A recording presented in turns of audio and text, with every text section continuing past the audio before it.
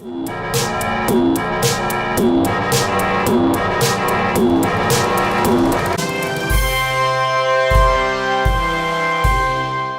Book is a comedy drama film and is directed by Peter Farrelly and stars Viggo Mortensen and Mahershala Ali. And the film is about an Italian-American bouncer who becomes a driver to an African-American pianist as they tour through the American South. For what this movie was, I liked it a lot. I found Green Book to be a very hopeful and uplifting movie. And while the film isn't much of a game changer, that's not what this film is trying to go for. This film is trying to go for a very profound and compelling story. And this film more than delivers in that area. I do think this film lacks impact. There wasn't much to this film that challenged me. Not too long ago, we got Spike Lee's BlacKkKlansman, and that was a film that mentally stuck with me because the message that was in that film made me want to come back to it. Green Book, however, lacks the experience I had with BlacKkKlansman. But like I said, this film isn't trying to do anything game-changing. The film's main objective is to tell the story of this friendship, and Green Book more than exceeds in telling that. The film isn't exactly a technical marvel. Like, there was nothing really creatively done to make it stand out. The cinematography for what it was fine. The editing was normal. But with a film with a simple story like this, I knew I wasn't going to expect that. What I was really looking for in this film was a compelling story and great characters, and Green Book delivers in both those areas. The story I was very much invested in from the very start. However, the biggest standouts in this film are Viggo Mortensen and Mahershala Ali, who I personally believe should both win the Oscars. These are easily my favorite performances, and really the main selling point of this film, because